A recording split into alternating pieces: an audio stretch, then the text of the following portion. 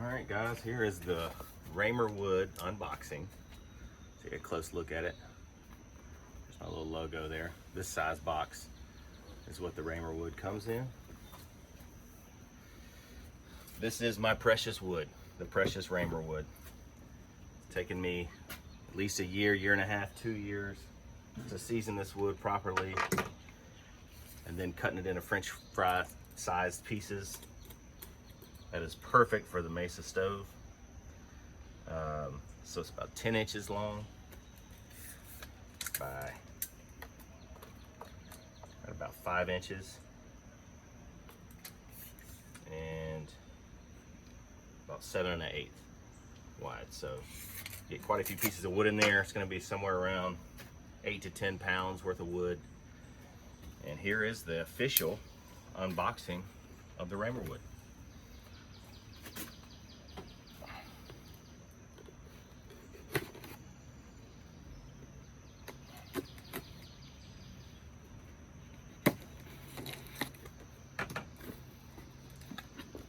When I open it up, this is what you'll get.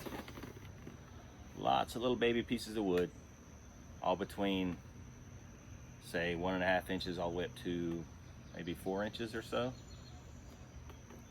Nice small pieces. Give you an idea of what we're looking at.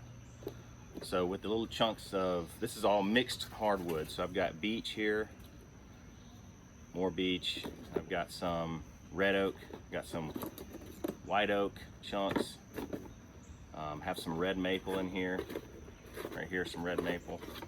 That's a pretty good size. That'll last you a long time on that Mesa stove. So, but also with that, you get some fat wood. So it's about a handful.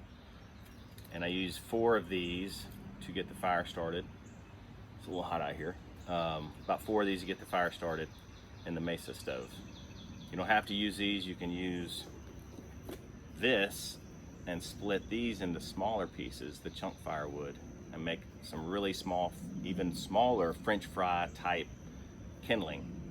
And this does a better job if you were to do that to make coals, which will help get the fire started quicker. Because this, yes, it will light very quickly, the fat wood will, but there's really no coaling at all that happens with this, with the fat wood. So yes, you can light it quick with this and it will have a nice flame to it. But if you really want a good long-lasting burn to help start the fire and keep it going, the coaling properties of the hardwoods is the best. So anyway, this is what you get. And I can demonstrate really fast with the Mesa stove how we would do this. So I'm gonna go ahead and start crisscrossing these pieces of wood, starting from the largest at the bottom and kind of working my way up to the top with the smaller pieces, leaving small gaps in between the pieces of wood. So a good couple of chunks. Start at the bottom. And maybe 2 kind of smaller pieces near the top. So I've only got 4 pieces in there right now. Give you a little closer look to see what this looks like. Sort of kind of see that crisscross pattern in there. Leave a little gap in between each piece. Doesn't have to be a big gap. I'll take 4 of these fat wood pieces. 1, 2, 3, 4. And I will actually break these in half. If you can. If you can't, it's kind of difficult to do it. Well, this one's not going to do it, so I'm not going to do that. So all I'm going to do is crisscross the 4 pieces.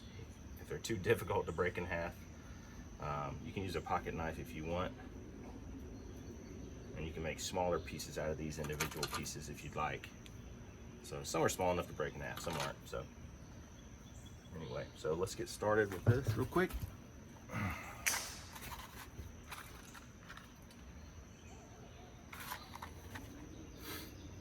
So I like to use the wooden matches. It just helps with getting the flame going a little bit quicker, lasting a little longer. Get a couple of these started pretty quickly. So this is the top-down method. I did not make this up. I have spent many, many long years not feeling like a man because I had a very difficult time starting a fire in my own fireplace. And maybe it's common knowledge, but to me, maybe I just didn't have enough common sense or knowledge, whatever, but I had a difficult time starting this fire in my fireplace. And so I've learned quite a few different methods of how to do this. And the way I do it is not the only way, top-down method, but I believe that even though it starts a little slower, I think it's a cleaner burn because you're not starting at the bottom, which allows a lot of smoke to start once you start the fire. If you start from the top down, there's less smoke when you start from the top down. And I believe it's a cleaner burn. And once the pieces on top start to burn, they will kind of flake off some of the coals and it will reach towards the bottom of the fire and then it will spread. So that's the way I like to do it. And this is just a wonderful thing to do in your backyard with this solo stove mesa with s'mores, or just something to sit around at the table, your picnic table or your back porch. I think it's pretty neat. So I hope you've enjoyed this video and we will see you again soon.